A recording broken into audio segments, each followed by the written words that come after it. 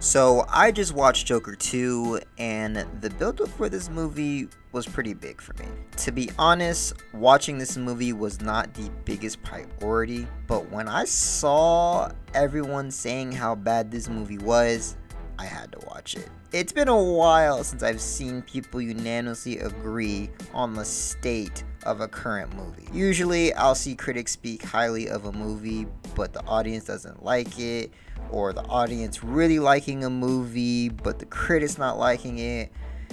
You get the whole point. So I was really curious if this movie was as bad as everyone claimed it to be. Yeah, it's worse than you expect. Sadly, it's another DC misstep. First, the most glaring issue with Joker 2 is the lack of clear direction. From the opening scene to the end credits, it feels like the story is going absolutely nowhere. We start off with Arthur Fleck in a mental institution, and rather than a continuous build-up or progression, we get this series of disjointed moments that never quite come together into a cohesive narrative. It's almost like the filmmakers weren't sure what they wanted this movie to be. One scene might be a deep dive into Arthur's psyche, exploring his fractured mind, and then the next scene feels like it's trying to be an artsy musical number without much substance behind it. Each moment feels isolated and none of them lead to a satisfying story arc. I found myself constantly waiting for the movie to go somewhere, for it to pull me into a narrative that I could follow, but it just never happened. As a viewer, that's incredibly frustrating because you're left feeling like you're watching random scenes strung together instead of a well-constructed film.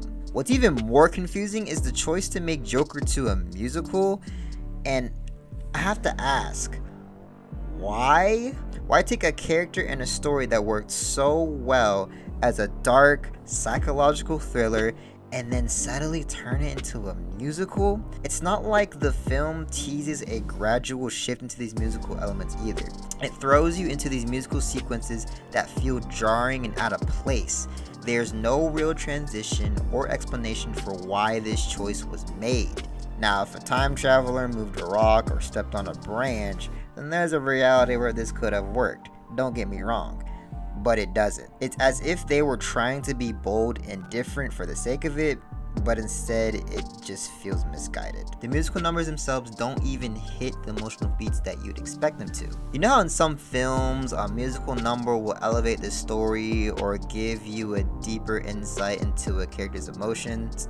For example, my favorite High School Musical moment has to be when Troy goes into the golf course and performs the greatest song of all time, Bet on It. This song demonstrates his frustration, and there's a natural build-up to this moment.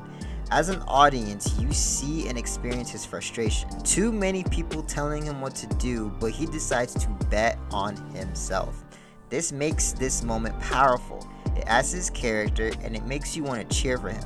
And the song is a banger. Yeah, that doesn't happen here. The songs feel forced, and instead of enhancing Arthur's story, they distract from it. The pacing of this movie slows down every time one of these numbers begins, and it pulls you out of whatever connection you might have been starting to form with the character or story. And that leads to my biggest problem with the Joker 2. It doesn't feel like it adds anything new to Arthur Fletcher's character. In the first Joker film, we watch Arthur's transformation from a struggling, mentally ill man into the chaotic, violent Joker.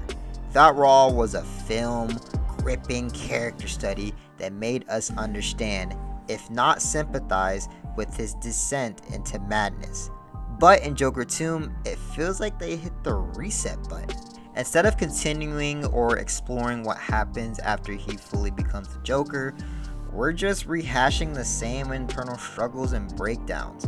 We're not seeing him grow or change in any meaningful way. The movie feels like it's treading waters, giving us a watered down version of the same story from the first film without pushing Arthur's character forward. This is one of the biggest missteps a sequel can make. If you're not going to bring a character back, you need to give the audience something new. Some reason to care about the next chapter. Unfortunately, Joker 2 doesn't do that. Also disappointing is that there was so much potential to take the story to a bold new direction. You could have explored the deeper consequences of Arthur's action in Gotham, or dug into the dynamic between Arthur and the criminal underworld. Instead, the sequel spends more time retelling and revisiting Arthur's internal conflicts rather than expanding on them. It also feels like the filmmakers were hesitant to take risk with the character, and as a result, we got a film that plays it too safe while trying to look edgy on the surface. And now we come to the bigger picture. This feels like yet another DC failure. Now, don't get me wrong, DC has had success with some movies recently, but this one is another misstep. Look, I want DC to succeed.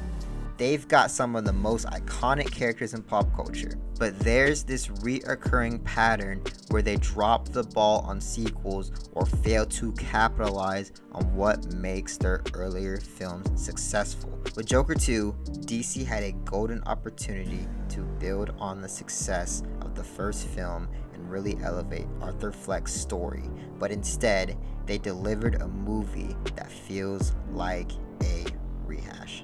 It's almost like DC is afraid to commit to one version or style. They don't want to be gritty and dark, and then they add these strange out of left field elements like musical numbers or tone shifts that don't serve the story. It leaves the audience wondering, what exactly is this movie trying to be? Is it a character drama, a musical, a dark thriller? At the end of the day, it doesn't do any of those things particularly well, and that lack of focus just highlights how inconsistent DC's approach has been lately. For me, Joker 2 feels like a wasted opportunity. It doesn't give us deep, meaningful continual of Arthur Fleck's story that the fans were hoping for. And instead, we get a film that feels more like an experiment in style over substance. For me, this was one of the worst movies that I've seen in a movie theater. Certainly one of the worst sequels that I have ever seen, and I did not enjoy myself. So, I'm going to give Joker 2 a solid and confident 1 out of 10.